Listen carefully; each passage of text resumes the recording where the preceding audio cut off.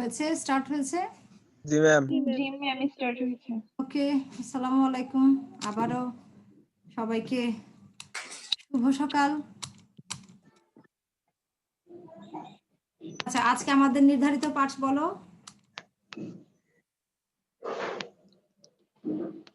তোমরা বুঝিয়ে দাও আমাকে কি হবে আজকে। ম্যাম, আপনার স্ক্রিনটা এখনো আসেনি। এখন স্ক্রিন শেয়ার হয়নি? না ম্যাম। না ম্যাম। আচ্ছা, না হওয়ার কারণটা কি? এখানে তো স্ক্রিন শেয়ার না, এখানে তো শেয়ার হয়েছে দেখাচ্ছে আমাকে। হয় নাই ম্যাম। এখন হইছে। জি ম্যাম, হয়েছে। এখন যা তখনও তা, মনে হয় নেটওয়ার্কের প্রবলেম ছিল। দেখতে পাচ্ছ এখন? জি ম্যাম। বলো আজকের নির্ধারিত পাঠ যেটা আমরা আলোচনা করব, বলো কোনটা? প্রাকৃতিক ভূগোলের প্রাকৃতিক ভূগোলের অধ্যয়নের প্রকৃতি ও পরিসর ব্যাখ্যা করা যাবে। প্রাকৃতিক ভূগোলের বিষয়বস্তু আমাদের হয়ে গেছে। পরিসর ব্যাখ্যা করা যাবে, এগুলো হয়ে গেছে, বিষয়বস্তু হয়ে গেছে। আজকে আমাদের হলো ওই প্রথমে যে বলেছে অধ্যয়নের গুরুত্ব বিশ্লেষণ। গুরুত্ব বিশ্লেষণটাই আমরা আজকে করব। তো জানো যে গুরুত্ব বিশ্লেষণটা আমরা এর আগে যেসব আলোচনা করেছি তার মধ্যে অনেকটুকু হয়ে গেছে, সুতরাং আমরা এটা খুব শর্টকাটে আলোচনা করলেও হয়ে যাবে।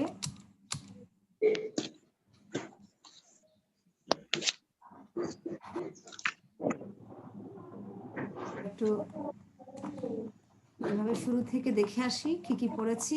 একটু যারা অনেক সময় ক্লাস করতে পারে না বিদ্যুতের জন্য বা নানান কারণে, তাদের একটু সুবিধা হবে এভাবে গেলে আর কি।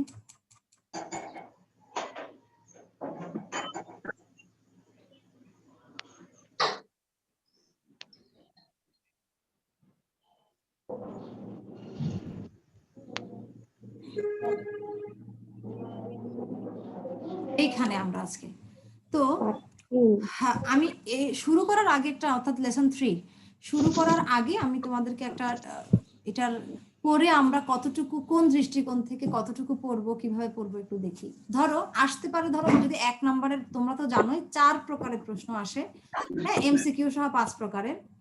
তো যদি আমরা এই সৃজনশীল সিকিউর কথা বলি, তাহলে ধরো 1 নম্বরের জন্য আসলো, তুমি ওভারঅল একটা 1-2 একটা গুরুত্ব বললে হবে, গুরুত্বটা কি বা কোন কাজে আসে বললে। 2 নম্বরের জন্য আসলো, তাও ওভারঅল ডিসকাস করলে হবে একটু করে। কিন্তু 3 নম্বর এবং 4 নম্বর প্রশ্ন কিংবা অর্থাৎ গ এবং ঘ এর জন্য আসলে তোমাকে প্রাকৃতিক ভূগোলটা ওভারঅল আলোচনা তো করলেও তোমাকে একটু একটু ডিটেল বিশ্লেষণ করতে হবে। যেমন ধরো ভূমিরূপ বিদ্যা, আমরা জানি প্রাকৃতিক ভূগোলকে আমরা 4টা ভাগে ভাগ করে পড়েছি। ভূমিরূপ বিদ্যার আলোকে পড়েছি, জলবায়ু বিদ্যা, এটাও প্রাকৃতিক ভূগোলের একটা অংশ, সমুদ্র বিদ্যা, জীবমণ্ডল, 4 দৃষ্টিকোণ থেকে বা 4টা ভাগে আমরা পড়েছি। তখন গ কিংবা ঘ নাম্বারের প্রশ্নের আলোকে আসলে আমাদেরকে ভূমিরূপ বিদ্যার আলোকে একটু গুরুত্ব দেখতে হবে, জলবায়ু বিদ্যার আলাদা গুরুত্ব দেখতে হবে। ইভেন তোমার এমনও হতে পারে গতে শুধু আসলো ভূমিরূপ বিদ্যার গুরুত্ব, বুঝিয়ে লিখো। হ্যাঁ, বলবে যে ইঙ্গিতকৃত বিষয়টির গুরুত্ব বুঝিয়ে লিখো কিংবা কি কাজে আসে ব্যাখ্যা করো। তোমার হয়তো ইঙ্গিতটা এমন ভাবে ইঙ্গিত করা হয়েছে, ভূমিরূপ বিদ্যা ইঙ্গিত করছে, তখন তোমাকে লিখতে হবে ইঙ্গিতকৃত বিষয়টি প্রাকৃতিক ভূগোলে ভূমিরূপ বিদ্যাকে অংশকে ইঙ্গিত করছে, যেটা আমাদের নিম্নোক্ত উপকারে আসে কিংবা যেটা জ্ঞানকে আমরা নিম্নোক্ত উপকারে কাজে লাগাতে পারি, এইভাবে করে লিখতে হবে। এবার ঘতে আসলো হয়তো বা জলবায়ু বিদ্যা এবং সমুদ্র বিদ্যা, বললো যে ইঙ্গিতকৃত বাকি 2 বিষয়টার মধ্যে তুলনা করো কিংবা সাদৃশ্য দেখাও কিংবা বৈসাদৃশ্য দেখাও। সেই ক্ষেত্রে তোমাকে হয়তো বলবে ইঙ্গিত হয়তো দেওয়াই আছে জলবায়ু বিদ্যা কিংবা সমুদ্র বিদ্যা, তখন তোমাকে লিখতে হবে ইঙ্গিতকৃত বিষয় দুটি হলো জলবায়ু বিদ্যা এবং সমুদ্র বিদ্যা। নিম্নে এই 2 বিদ্যার বা এই দুটো বিষয়ের গুরুত্বটা বিশ্লেষণ করা হলো। পূজা 20,716, কন্ট্রোল ইউর সাউন্ড প্লিজ। হ্যাঁ, তো আমরা তাহলে একটু আলাদা করে করে একটু আলোচনা করি। প্রাকৃতিক ভূগোল অধ্যয়ন করতে গিয়ে আমরা প্রথমে ভূমিরূপ বিদ্যার আলোকে তাকে আলোচনা করি। আরো কোনো প্রশ্ন তৈরি হলে এর মধ্যে সাথে সাথে জিজ্ঞেস করে নেবে। আর সবাই ভিডিওতে চলে আসো, আমার ক্লাসটাকে প্রাণবন্ত করার জন্য ভিডিওটা খুব জরুরি, তোমরা জানোই। হ্যাঁ, যেমন আমি ক্লাসরুমে ধরো ক্লাস নিচ্ছি, স্টুডেন্ট নাই সামনে, স্বাভাবিকভাবে এটার একটু প্রাণ কম থাকবে। ভূমিরূপ বিদ্যা, তো ভূমিরূপ বিদ্যাতে আমরা কি দেখতে পাই, কি আলোচনা করব? ভূমিরূপ বিদ্যা স্টাডি করতে গেলে আমরা পৃথিবীর জন্ম বুঝতে পারি, পৃথিবী কোথায় কিভাবে একটা সময় গ্যাস পিণ্ড ছিল, সেটা আস্তে আস্তে জ্বলন্ত পিণ্ড ছিল, সেটা আস্তে আস্তে ঠান্ডা হচ্ছে, ঠান্ডা হয়ে এখানে কি কোথাও বা এমন ঠান্ডা হয়ে গেছে, নিচু ভূমি হয়ে গেছে, ওখানে পানি জমে তোমার সমুদ্র হলো বা জলাভূমি হলো, আর কোথাও বা উঁচু পাহাড়ের মতো হয়ে আছে, কোথাও বা এখনো সেই জ্বলছে। যেমন আমরা পৃথিবীর ভেতরে 3টা ভাগ পড়েছি, পৃথিবীর অশ্বমণ্ডল, গুরুমণ্ডল এবং কেন্দ্রমণ্ডল, যেখানে দেখেছি কেন্দ্রমণ্ডলে এখনো সেই বিভিন্ন পদার্থ আগুনের মতো করে জ্বলছে। তাহলে আমরা পৃথিবীর জন্ম মৃত্যু, মানে জন্মটা কিভাবে হলো, কখন ঠান্ডা হলো, এগুলো আমরা জানছি এই জ্ঞানের আলোকে, মানে ভূমিরূপ বিদ্যা স্টাডি করে। এবং তো জানলে আমাদের কি কাজে আসে? অবশ্যই জানলে আমাদের এই যে কোন, মানে জন্মের পরেই তো কোথায় তোমার সমুদ্র হলো, পানি হলো, সেগুলো বুঝতে পারছি। এবং এই পানি বা সমুদ্র বা ওয়াটার বডিটাকে আমরা কাজে লাগিয়ে আমরা নানান ধরনের উপকার পাচ্ছি। তো দেখতে পাচ্ছ, মৎস্য শিল্প থেকে শুরু করে জাহাজ শিল্প কিংবা ব্যবসা বাণিজ্যের ক্ষেত্রে আমরা কিভাবে উন্নত করতে পারি, রোড হিসেবে কাজে লাগাতে পারছি। তারপরে ট্যুরিজমের ক্ষেত্রে কাজে লাগাতে পারছি, সমুদ্রে ঘুরতে গিয়ে আমাদের অনেক ট্যুরিজমের ক্ষেত্রে আমরা বৈদেশিক মুদ্রা আহরণ করতে পারছি, ঝিনুকের জন্য, মুক্তার জন্য, খনিজ সম্পদের জন্য। হ্যাঁ, সামুদ্রিক পানিকে কাজে লাগিয়ে, ঢেউকে কাজে লাগিয়ে আমরা ওয়াটার রিসোর্স, সরি এটা কি বলে, জলবিদ্যুৎ। হ্যাঁ, জলবিদ্যুৎ তৈরি করতে পারছি, সমুদ্র থেকে লবণের উৎপাদন করতে পারছি। এইভাবে আমি আরেকটা দেখছি যে প্রাকৃতিক শক্তি, ভূমিরূপ বিদ্যা স্টাডি করতে গেলে আমরা বিভিন্ন প্রাকৃতিক শক্তিগুলো জানতে পারছি। শক্তিগুলো কি? ধর সানলাইট একটা প্রাকৃতিক শক্তি। হ্যাঁ, এই সানলাইটকে কাজে লাগিয়ে আমরা তোমার বিদ্যুৎ উৎপন্ন করছি। সানলাইটকে কাজে লাগিয়ে উদ্ভিদ কিভাবে সালোক সংশ্লেষণ করে, সালোক সংশ্লেষণের কোন পদার্থটা কাজে লাগে, হ্যাঁ, কার্বন ডাই অক্সাইড কাজে লাগে।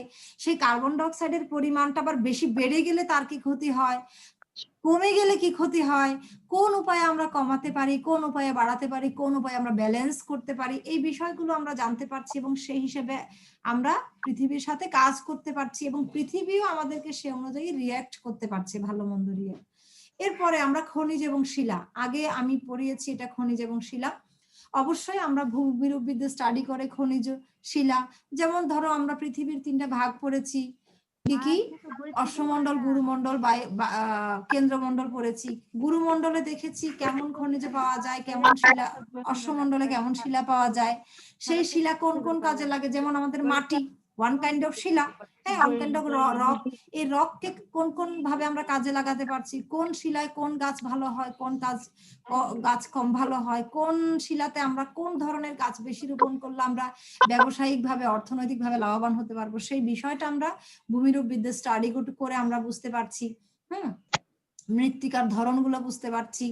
তো আবার খনিজের ক্ষেত্রে কোন মণ্ডলে কতটুকু গেলে আমরা কোন খনিজ আহরণ করতে পারবো, পেট্রোলিয়াম আহরণ করতে পারবো, গ্যাস কোথায় আহরণ করতে পারবো। হ্যাঁ, এবং এই গ্যাস, পেট্রোলিয়াম, কয়লা এগুলো আহরণ করে এখন তো জানতেই পারছো তোমরা, পৃথিবী যতটা এগুচ্ছে তার পিছনে গ্যাস, পেট্রোলিয়াম, কয়লা এগুলোর অবদান কতটা। এই 3টাই কিন্তু বিদ্যুতের জন্য, উৎপাদনের জন্য ব্যবহারও করা হয়। হ্যাঁ, আবার এই বিদ্যুৎ তো পৃথিবীর এখন পাওয়ার, হ্যাঁ, পৃথিবীর চালিকা শক্তি। এরপরে তোমার অভ্যন্তরীণ গঠন, একটু আমি পৃথিবীর 3টা ভাগ বলেছি, ভাগ বলতে গিয়ে অভ্যন্তরীণ গঠনটা অলরেডি বলে ফেলেছি। তো পৃথিবী, এরপরে কি, ভূপৃষ্ঠ পরিবর্তনের শক্তি। অর্থাৎ এই পৃথিবীটা কোথাও উঁচু কোথাও নিচু, পৃথিবীর ভূপৃষ্ঠ পরিবর্তন মানে কি, পৃথিবীর যে পিঠটা, উপরের জায়গাটা, সেটা কোথাও নিচু ভূমি হয়ে যাচ্ছে, পানি জমছে, কোথাও উঁচু হয়ে যাচ্ছে বা উঁচু হয়ে আছে, পাহাড় পর্বত হিসেবে আছে। তাহলে কোন শক্তির কারণে পাহাড় হয়ে গেল, কোন শক্তির কারণে একটা পাহাড় আবার দেবে গেল, নিচের দিকে নেমে গিয়ে জলাভূমি হয়ে গেল, সেই শক্তিগুলো আমরা স্টাডি করতে পারছি। সেই শক্তিগুলো জানা থাকলে আমরা তাহলে সেভাবে পৃথিবীর সাথে আচরণ করতে পারছি। তারপরে হচ্ছে তোমার নদীর উৎপত্তি কোথায় হচ্ছে, কিভাবে হচ্ছে, হ্যাঁ, কোথায় গিয়ে নদী মিশছে সেটা আমরা জানতে পারছি ভূমিরূপ বিদ্যা থেকে। এই নদীটা জানলে আমাদের কি হচ্ছে, ধরো নদীর যেখানে উৎপত্তি উঁচু ভূমি থেকে বা পাহাড় পর্বত থেকে, সেই উৎপত্তি স্থলটাকে আমরা স্টাডি করে আমরা ওখানে ওয়াটারফল অর্থাৎ জলপ্রপাত সম্পর্কে জানতে পারছি, কোথাও ঝর্ণা হিসেবে জানতে পারছি। এই ঝর্ণা জলপ্রপাত ইত্যাদিকে আমরা বেঁচে থাকার অবলম্বন হিসেবে তো কাজে লাগাতে পারছি, ইভেন টুরিস্ট স্পট হিসেবেও আমরা এটাকে আমাদের বাণিজ্যের একটা অংশ হিসেবে কাজে লাগাতে পারছি। একটু সাউন্ড গুলো কন্ট্রোল করো, কার বাসা থেকে সাউন্ড আসছে। এরপরে নদীর উৎপত্তি, নদী কোথাও ভেঙে ফেলছে একটা ভূমিরূপ গঠন করছে, কোথাও বা নদীর পলিগুলো জমে জমে অন্য একটা নদীর চর গঠিত হচ্ছে, আরেকটা অর্থাৎ আরেকটা ভূমিরূপ হচ্ছে। একইভাবে হিমবাহ অনেক ভূমি গঠন করে, সেটা আমরা দেখতে পাচ্ছি এবং সেই হিসাবে সেগুলো আমরা কাজেও লাগাতে পারছি। যেমন ওই যে নদীর কথা বললাম, চর অঞ্চলে এক ধরনের কৃষি কাজ হয়, অন্য অঞ্চলে এক ধরনের কৃষি কাজ হয়। তাহলে আমরা এই চরকে, নদীর স্টাডিকে কাজে লাগিয়ে আমরা কোন চরে কিভাবে কোন পল্লী জমছে সে অনুযায়ী ওখানে চাষাবাদ করলে সেভাবে লাভবান হতে পারবো। তারা তোমার আশেপাশে একটু কথা বলতে দিও না, ডিস্টার্ব হচ্ছে। তো হিমবাহ পড়তে গেলে তোমাদের যেটা বুঝতে হবে, হিমবাহটা কি, হিমবাহ মানে হচ্ছে হিমযুগ প্রবাহ অর্থাৎ হিমের প্রবাহ অর্থাৎ বরফের, হিম তো বলা হয় বরফ শব্দ থেকেই হিমটা হয়, বরফের প্রবাহ আর কি। এটা বিশেষ করে এটা আমরা এখানে দেখবো না, এখানে আমরা নদীর প্রবাহ দেখি। এটা মেরু অঞ্চলে গেলে যেখানে অনেক বরফ আছে সেখানে হিমবাহটা আমরা দেখতে পাবো।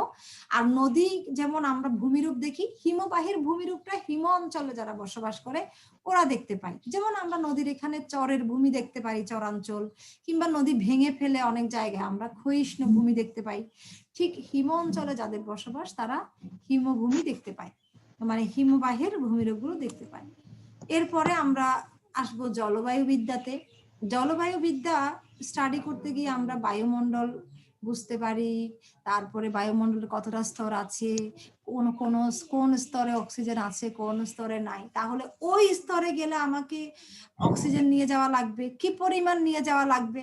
হ্যাঁ, যেমন ধরো কেউ মঙ্গল গ্রহে যাচ্ছে বিভিন্ন কিছু আবিষ্কার করার জন্য, কিংবা রকেটে করে যাচ্ছে বিভিন্ন আমাদের পৃথিবীর মঙ্গলের জন্য নানান কাজ করতে। যেমন ধরো তোমার এখন পাঠায় না পৃথিবীতে যে উপগ্রহ ভূ-উপগ্রহ পাঠাচ্ছে, স্যাটেলাইট পাঠানো হচ্ছে, হ্যাঁ স্যাটেলাইট পাঠানো হচ্ছে। তো যা হোক, মহাকাশ গবেষণার জন্য যত কাজ করা হচ্ছে এখন, বিভিন্ন মহাকাশের বিভিন্ন জায়গায় বিভিন্ন বায়ুমণ্ডলে বিভিন্ন ধরনের পদার্থ আছে, যে পদার্থগুলো সবগুলোই কিন্তু আমাদের জন্য উপযোগী না বেঁচে থাকার জন্য। তাহলে কোন স্তরের পদার্থ আমাদের জন্য উপযোগী, কোন স্তর উপযোগী না, তাহলে কোন স্তরে গেলে আমাদের বেঁচে থাকার উপযোগী পদার্থগুলো নিয়েই যেতে হবে। যেমন আমাদের অক্সিজেন নিয়ে যেতে হয় সাথে, বিমান উড্ডয়ন কতটুকু উড্ডয়ন করতে পারবে, কোন স্তরে গেলে সে বেঁচে থাকার উপকরণ পাবে না, তাহলে ওই স্তরে বিমান পাঠাতে হলে আমাকে বেঁচে থাকার উপকরণ সহ নিয়ে যেতে হবে। এই বিষয়গুলো আমরা জলবায়ু বিদ্যা স্টাডি করে পাই। এরপরে কোন স্তরে জলীয় বাষ্প আছে, পৃথিবীর কোন জায়গায় নাই আছে, এগুলো আমরা স্টাডি করতে বুঝতে পারি জলবায়ু বিদ্যার দ্বারা। এই জলীয় বাষ্প আমাদের কি কাজে আসে? অবশ্যই বেঁচে থাকার সাথে সাথে আমাদের বর্তমানে যে আমরা বলি অর্থনৈতিক উন্নতি সবকিছুর মধ্যে আমরা ব্যবসা বাণিজ্য অর্থনৈতিক উন্নতিটাই মনে হয় আমাদের আলটিমেট টার্গেট, এরকম মনে হয়। তো আমরা অর্থনৈতিক উন্নয়ন কিংবা ব্যবসায়িক উন্নয়ন গুলোও কিন্তু এই জলীয় বাষ্পের মাধ্যমে জানতে পারছি। যেমন এই যে এখন শীতকালে আমাদের দেশে ময়েশ্চারাইজের ব্যবসা ভালো জমবে, কেন? জলীয় বাষ্প কমে যায়। আবার অন্য সময়ে ময়েশ্চারাইজার কম চলবে, তাহলে অন্য সময়ে কোন প্রোডাক্ট, যখন জলীয় বাষ্প বেশি থাকে তখন কোন প্রোডাক্ট আমি উৎপন্ন করলে আমি ব্যবসায়িকভাবে লাভবান হব, এবং জলীয় বাষ্প কম যখন থাকে শীতকালে, তাহলে ওখানে তখন কোন প্রোডাক্ট ব্যবহার বেশি উৎপন্ন করলে আমি ব্যবসায়িকভাবে লাভবান হতে পারবো। একইভাবে পৃথিবীর কোন জায়গায় জলীয় বাষ্প বেশি, কোন জায়গায় কম, তাহলে যেখানে জলীয় বাষ্প সেখানে কোন ধরনের কৃষি হবে, জলীয় বাষ্প কম সেখানে কোন ধরনের হবে। যেমন আমাদের দেশে শীতকালে যেসব গাছপালা হয় নিশ্চয় ওদের জলীয় বাষ্প কম হলেও চলে ওই ফসলগুলোর। আবার যে ধান পাট অনেক কিছু ফসল আসে যাদের অনেক জলীয় বাষ্প লাগে, সেগুলো আবার হয় গ্রীষ্মকালে কিংবা বর্ষাকালে। হ্যাঁ, তো তো আবার শীতকালে এগুলো করতে হলে কি করতে হবে, তাহলে জলীয় বাষ্প আমাদের কৃত্রিম ভাবে সাপ্লাই দেওয়া লাগবে। শীতকালে যদি তুমি ধান করতে চাও, ওইখানে এমন জলীয় বাষ্প সাপ্লাইয়ের জন্য আমাদের কৃত্রিম পানি দেওয়া লাগবে। তাহলে আমাদের অনেক টাকা পয়সা যাবে। তখন ওই কৃত্রিম পানি দিতে গিয়ে অনেক টাকা পয়সা গেলে আমাদের ব্যবসায়িক ভাবে আমরা এটা কম লাভবান হব। তো এই জ্ঞানগুলোতে আমাদের হেল্প করে, জ্ঞানগুলো আহরণে, জ্ঞানগুলো কাজে লাগাতে জলবায়ু বিদ্যা। একইভাবে আবহাওয়া জলবায়ুর উপাদান হচ্ছে তোমার তাপ, বৃষ্টি, চাপ, আর্দ্রতা, এগুলো। তাহলে জলবায়ু দিয়ে স্টাডি করতে গেলে আমরা কোন এলাকার তাপ কেমন, চাপ কেমন, আমি একদিন ফেয়ার এন্ড লাভলির ব্যবসার উদাহরণ দিয়ে তোমাদের তাপ সম্পর্কে উদাহরণ দিয়েছিলাম। তারপরে বৃষ্টিপাত, কোন এলাকায় ধরো রেইনকোটের ব্যবসা করলে ভালো জমবে, কোন এলাকায় ছাতার ব্যবসা ভালো জমবে, এগুলো কিন্তু আমরা বৃষ্টিপাত অ্যানালাইসিস করে বুঝতে পারবো। তো যা হোক, বায়ুর চাপ, তাপ অ্যানালাইসিস করে, জলবায়ু বিদ্যার এই অংশটা অ্যানালাইসিস করে আমরা অবশ্যই নিম্নচাপ, উচ্চচাপ এগুলো নিয়ে জানতে পারি। ঘূর্ণিঝড় সম্পর্কে জানতে পারি, কোথায় কোন এলাকায় ঘূর্ণিঝড়টা কোন জায়গায় আঘাত হানতে পারে, কবে আঘাত হানতে পারে এবং কি পরিমাণ মানুষ ক্ষতি করতে পারে, সে অনুযায়ী আমাদের কেমন প্রস্তুতি নেওয়া উচিত, এই বিষয়গুলো আমরা জলবায়ু বিদ্যা স্টাডির মাধ্যমে জানতে পারি। এরপরে সমুদ্রবিদ্যা। তো সমুদ্রবিদ্যায় আমরা যেটা পারি, যে সমুদ্র তো বায়ুমণ্ডলের একটা অংশ। তো বায়ুমণ্ডল কি জিনিস? পুরো পৃথিবীর যত পানি আছে, আমি আগেও বলেছি, এই পুরো পানিটাই হচ্ছে বায়ুমণ্ডলের অংশ। যেমন বৃষ্টির পানি, নদীর পানি, সমুদ্রের পানি, টোটাল পানি, ইভেন জলীয় বাষ্প সহ সবই বায়ুমণ্ডলের অংশ। তাহলে এই বায়ুমণ্ডল, ওই যে একটু আগে আমি জলীয় বাষ্প উদাহরণ থেকে কিন্তু অনেক কথা বলেছি, সেই বিষয়টাও এখানে আমি তোমরা ইনক্লুড করলে হয়ে যায়। এরপরে মহাসাগরের কথা যদি বলি, মহাসাগরের সবখানে তো আর আমি মাছ পাবো না। ধরো সব 210 মিটার পর্যন্ত আমাদের সূর্যালোক যায়, তাহলে সূর্যালোক ছাড়া তো আবার প্রাণী বসবাস করতে পারে না। তাহলে পৃথিবীর আবার কিছু কিছু ব্যতিক্রম ধরনের প্রাণী থাকবে যারা সূর্যালোক ছাড়াও পারবে। তো আমরা তাহলে সমুদ্রের নির্দিষ্ট মিটারের পরে যেহেতু সূর্যালোক নাই, তাহলে ওই মিটারের পরে নিশ্চয়ই স্বাভাবিক প্রাণীগুলো থাকার কথা না। মাছ, যেগুলো আমরা বেশিরভাগ মাছ ওখানে থাকা, এর মধ্যেই থাকার কথা। তাহলে বেশিরভাগ মাছ ওই 210 মিটারের মধ্যেই আমরা যদি মাছ জাল ফেলি ওখানে পাওয়ার কথা। তাহলে কতটুকু মিটার পর্যন্ত আমার জালটা এমন ভাবে বানানো উচিত অত মিটার পর্যন্ত যেন যায়। আমি যদি সমুদ্রের অনেক গভীরে যাবে এমন জাল বানাই, তাহলে শুধু শুধু লস আমার। আবার অনেক গভীরে যায় মতো করে যদি জাল ফেলি, আমার সময় সুযোগ নষ্ট। শুধু শুধু ওখানে হয়তো বা আমি যদি জেলে হই, ব্যবসায়ী হই, বা ইন্ডাস্ট্রির মালিক হই, ফিশ ইন্ডাস্ট্রির মাছ ব্যবসায়ী হই, মাছের ইন্ডাস্ট্রি করি, শুধু শুধু আমার অনেক টাকা লস হবে, অনেক অর্থনৈতিক লস হবে আমি যদি এতটুকু জাল ফেলতে যাই। তাহলে সমুদ্রের কোন জায়গায় জাল ফেললে আমার ওই মাছের ব্যবসাটা আমি ভালো জমাতে পারবো, কোথায় জমাতে পারবো না। আবার সমুদ্রের সবখানে কি আমি সমুদ্রের পাড়ে গিয়েই তো আমি তেল গ্যাস পাবো না। সমুদ্রের নির্দিষ্ট একটা অংশ, মহিঢাল, মহিষোপান, অনেকগুলো, আমি তোমাদেরকে পুকুরের পাড় দিয়ে উদাহরণ দিয়েছিলাম। পুকুরের পাড়ে তোমার পা ভিজবে, আরো গভীরে গেলে কোমর ভিজবে, আরো গভীরে গেলে তুমি একেবারে ডুবেই যাবে, আরো গভীরে হলে হয়তো পাওয়াই যাবে না। সমুদ্রও তো এরকম। তো কতটুকু তুমি পা ভিজাতে পারবে, ওখানে ঝিনুক আসবে, আর কতটুকু গভীরে গেলে কোন পদার্থ পাওয়া যাবে, আরো কতটুকু গভীরে গেলে তুমি জীবাশ্ম পাবে, জ্বালানি পাবে, খনিজ সম্পদ পাবে। এগুলো স্টাডি করতে হলে, এগুলো জানতে হলে, এই অর্থাৎ সামুদ্রিক সম্পদ ব্যবহার করে আমাদের যদি ইকোনমিক ডেভেলপমেন্ট করতে চাই, তাহলে আমাকে সমুদ্র বিদ্যাটা প্রপারলি স্টাডি করতে হবে। একটু আগে আমি তোমাদেরকে ওই জলবিদ্যুতের কথা বলেছিলাম, যেটা এখানে দেখো সমুদ্র তরঙ্গের কাজের কথার মধ্য দিয়ে আসছে। আচ্ছা, এরপরে আমরা জীবমণ্ডল দেখব। জীবমণ্ডল বুঝার আগে আমাকে বুঝতে হবে জিনিসটা কি। জীবমণ্ডল গুরুত্ব বুঝার আগে, জীবমণ্ডল আগে বলেছিলাম অশ্বমণ্ডল, বায়ুমণ্ডল এবং বায়ুমণ্ডল, এই তিনটারই ইন্টারঅ্যাকশন হয়ে, আন্তঃক্রিয়া হয়ে যে একটা মণ্ডল, সেটাকে বলা হয় জীবমণ্ডলে। তো জীবমণ্ডল জিনিসটা কি? ধরো আমি একজন প্রাণী, আমাকে মাটি লাগবে বসবাস করার জন্য, আমাকে আবার অক্সিজেন লাগবে বায়ুর, আমার আবার আরো কি লাগবে, অর্থাৎ বায়ুমণ্ডল লাগছে, অশ্বমণ্ডল লাগছে এবং বাড়িমণ্ডল পানিও লাগছে। এই তিনটার ইন্টারাকশনের মাধ্যমে আজকের আমি আবার আমাকে এবার বেঁচে থাকার জন্য গাছ লাগছে, তাহলে জীবমণ্ডলের অংশ একটা গাছ। তাহলে এই যে সবগুলোর ইন্টারাকশনে যে একটা জীবের পরিবেশ তৈরি হয়েছে, জীবের স্থান তৈরি হয়েছে, দিস ইজ বায়োস্ফিয়ার বা জীবমণ্ডল। তো এই জীবের প্রত্যেকটা বিষয় স্টাডি করতে গেলে আমাকে বুঝতে হলে আমাকে জীবমণ্ডল স্টাডি করতে হবে এবং এইভাবে আমরা প্রাকৃতিক ভূগোল থেকে লাভবান হতে পারবো। আমরা অনেকক্ষণ অ্যানালাইসিস করলাম। তোমার যদি 1 নম্বরের প্রশ্ন হিসেবে আসে, আমি এতক্ষণ যে কথাগুলো বললাম তুমি 4টা অংশ থেকে 4টা বলবে, হয়ে যাবে। 2 নম্বরের জন্য আসলে তোমার 4টা অংশ থেকে 4টা গুরুত্ব বলবে, হয়ে যাবে।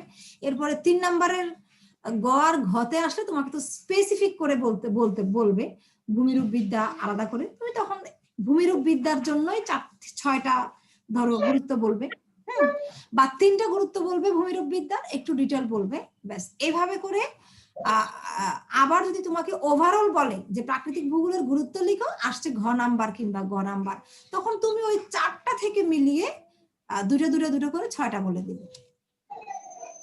এবার আমরা তোমরা খাতা কলম নাও কিংবা স্ক্রিনশট দিয়ে নিয়ে রাখতে পারো। বলো দেখি তোমাদের কাজটা কি। আচ্ছা, এর আগে বলো তোমাদের এখানে বুঝতে কোনো সমস্যা ছিল কিনা, তারপরে কাজ দিচ্ছি। বুঝতে কোনো সমস্যা ছিল? এতক্ষণ আমি যা বলেছি কোনো পয়েন্ট না বুঝে থাকলে আমাকে উত্তর দাও, মানে কোয়েশ্চেন করে উত্তর নাও। না ম্যাম। ওকে, তাহলে আমি তোমাদের কোয়েশ্চেন করতে যাই। আগে তোমাদের কাজটা একটু লিখে রাখো দ্রুত। আসলে স্ক্রিন শেয়ার নয়, তুমি লিখে রাখলে ভালো হবে।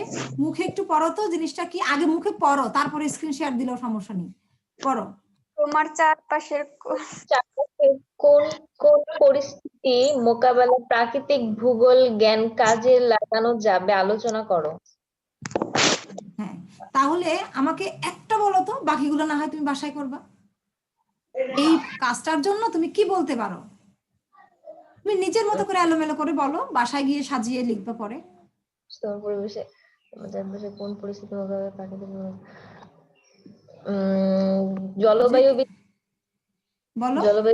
জলবায়ু বিদ্যাকে কাজে লাগিয়ে আমরা বিভিন্ন ধরনের দুর্যোগ মোকাবেলা করতে পারি। তারপর কোথায় কোন তাপমাত্রা আছে। একটা আমাকে উদাহরণ দাও তো, মানে তোমার চোখে দেখা এরকম একটা উদাহরণ দাও। জলবায়ু বিদ্যা।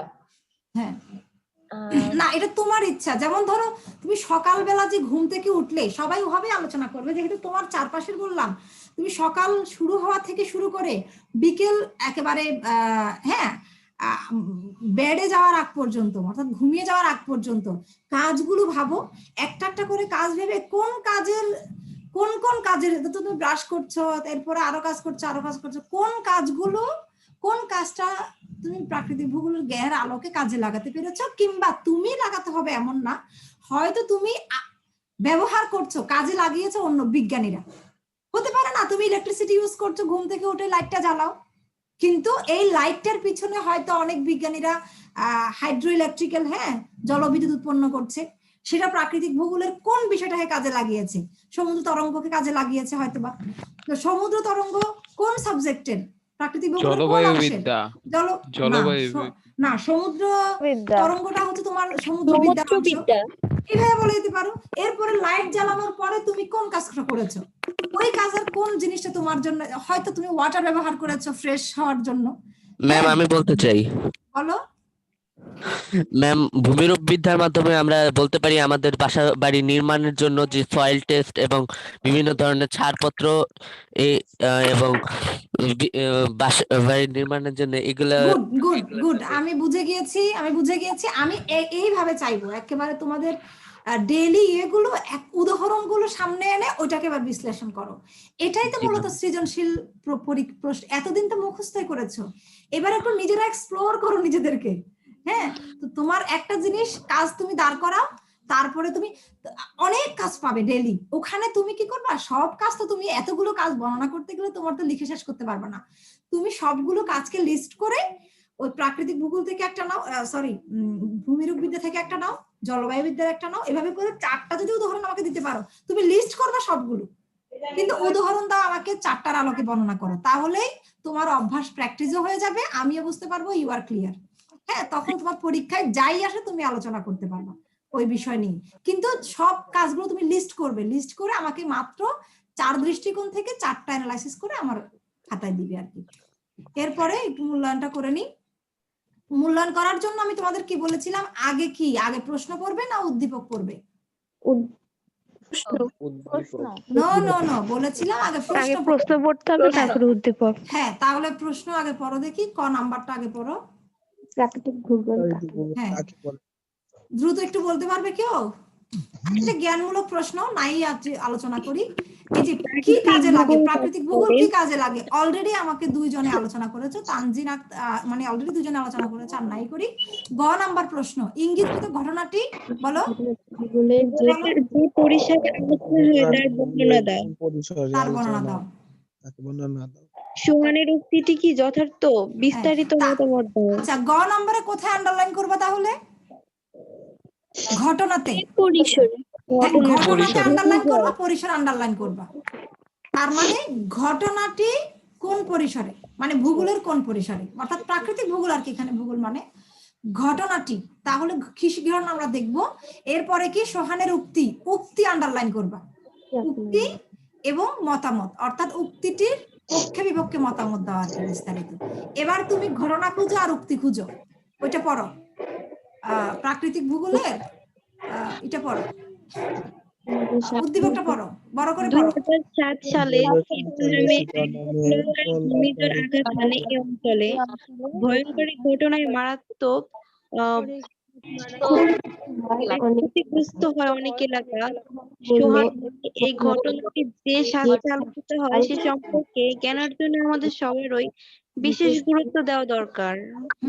এবার আমি বলি, তোমরা এখানে আমার অনেক ফন্ট কিন্তু সবসময় ঠিক থাকে না, যে যেমন মারাত্মক ক্ষতিগ্রস্ত হয়, আশা করি এটা বুঝে নিতে পারবা। ক্ষতি, তোমরা তো অনেক বড় হয়েছো, ফন্ট ভাঙলেই যে এটা মানে হয়তো আমাদের স্বল্পতাও হতে পারে জ্ঞানের, আইটি যেহেতু আমরা অনেক এখনো ওভাবে দক্ষ হওয়ার কথা না, তো সেই হিসেবে অনেক ফন্ট ভেঙে যায়। এই ফন্ট গুলো তোমরা মানে ভাঙা ফন্ট গুলো খুব ইজিলি বুঝতে পারার কথা।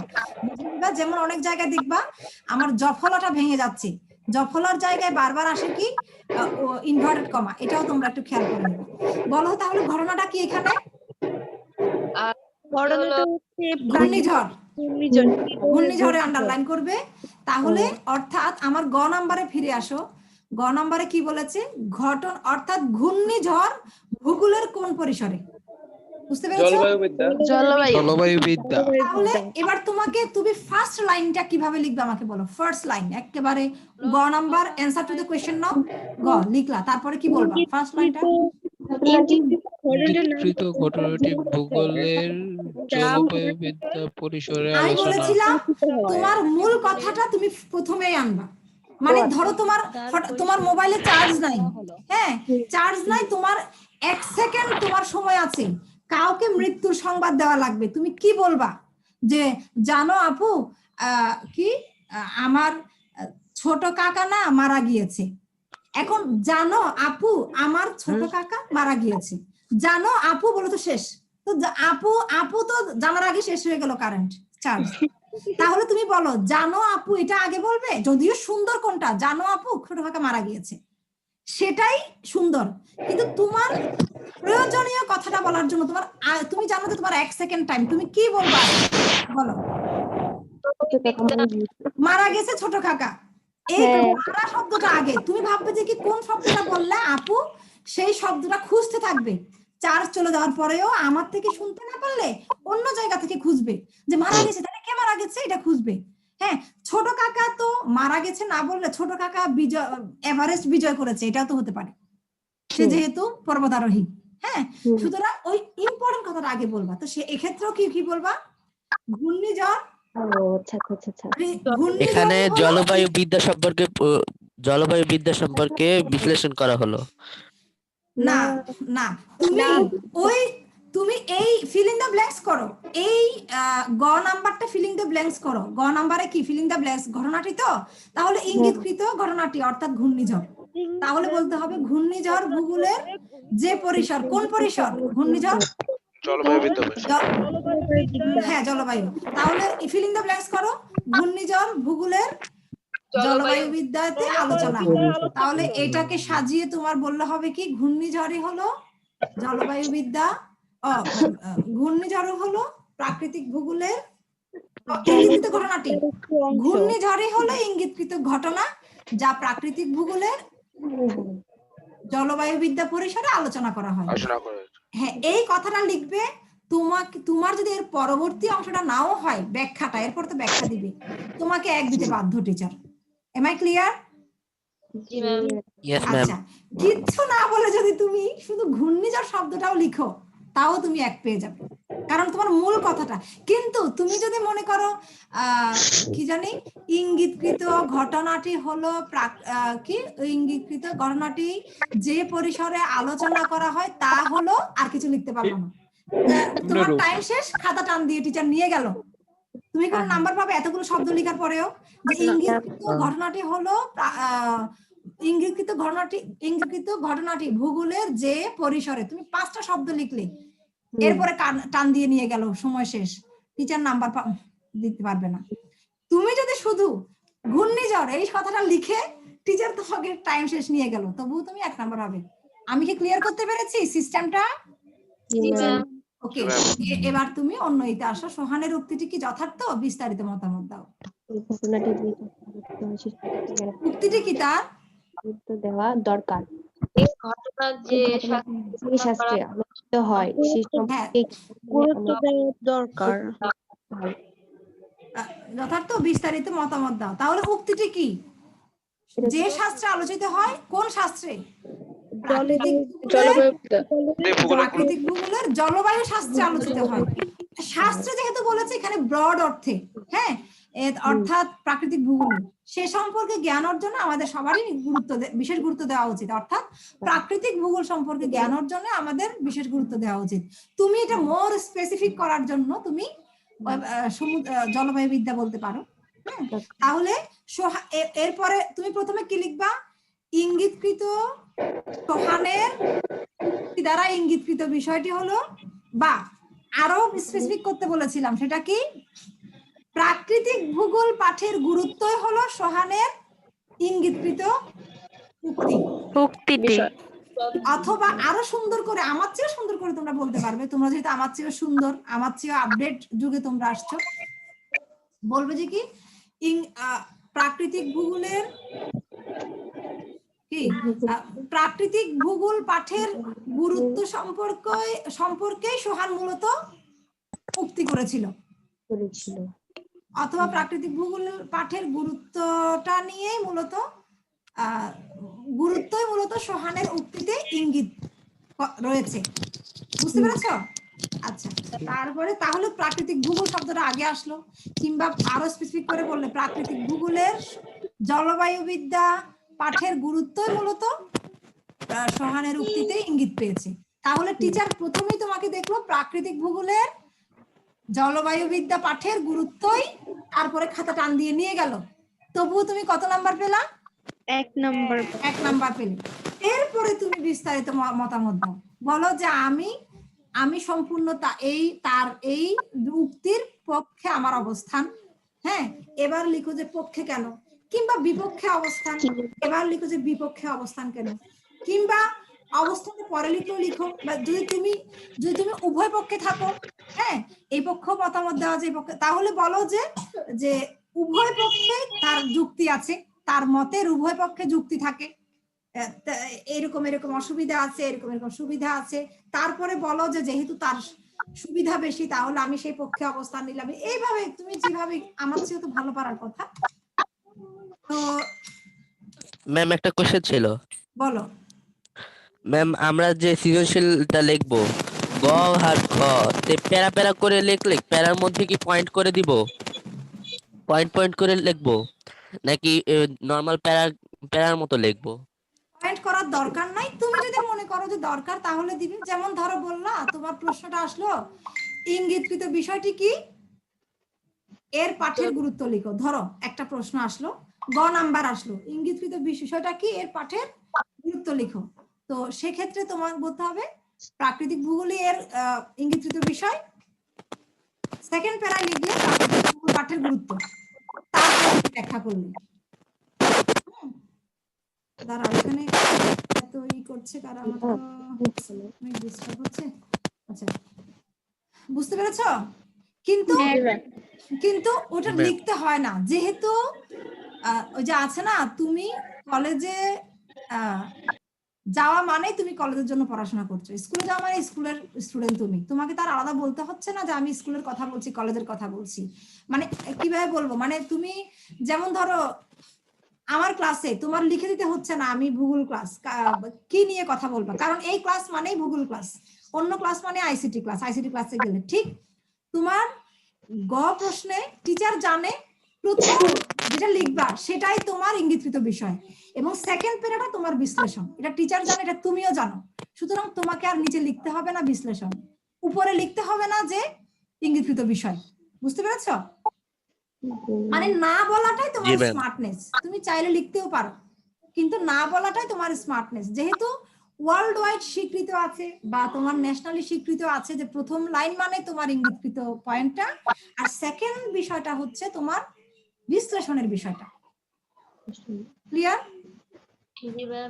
আচ্ছা, তো বলো না চেনা বামনের পৈতা লাগে না, এই আর কি। প্রথমটা তো কোন বামন জানাই আছে, আর পৈতা লাগবে না। সেকেন্ডটা যে বিশ্লেষণ বামন সেটাও জানা আছে, আর পৈতা লাগবে না।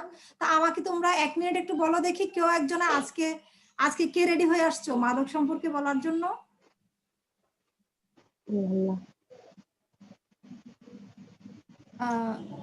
আগামী দিন আমাকে কথা দাও তো, কে বলবে মাদক সম্পর্কে, আমি একটু লিখে নিই। আমি কে, নাম বলো।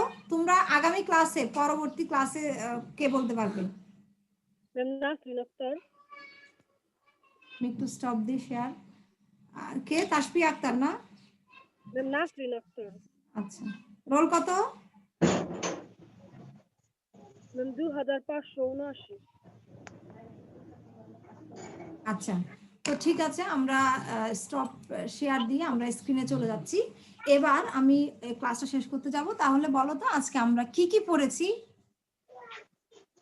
আমরা পড়েছি প্রাকৃতিক ভূগোল পাঠের গুরুত্ব। ওখানে পড়তে গিয়ে আমরা 4টা ভাগ পেয়েছি, কি কি? ভূমিরূপবিদ্যা, জলবায়ুবিদ্যা, সমুদ্রবিদ্যার গুরুত্ব, আর সমুদ্রবিদ্যা, জীবমণ্ডল অধ্যয়ন, জীবমণ্ডলের গুরুত্ব। তারপরে হচ্ছে এরপরে আমরা কি করেছি, একটা কাজ পেয়েছি। আমাদের কাজটা কি ছিল? তোমার আশেপাশে আমার চারপাশে কোন কোন পরিস্থিতি মোকাবেলায় প্রাকৃতিক ভূগোলের জ্ঞান কাজে লাগানো যাবে আলোচনা করো। তারপরে আমরা একটু মূল্যায়ন করেছি নিজেদেরকে, আমরা কোন স্টাইলে প্রশ্ন করব। হ্যাঁ, এটা মূল্যায়ন করেছি। মূল্যায়নে আমরা যেটা পেয়েছিলাম প্রাকৃতিক কি কি, আমাদের গ নাম্বারে আমরা প্রথমে কোন কথাটা লিখব, বিশ্লেষণে কোন কথাটা লিখব, এবং প্রথমে কোন কথার কোন শব্দটা আগে লিখব।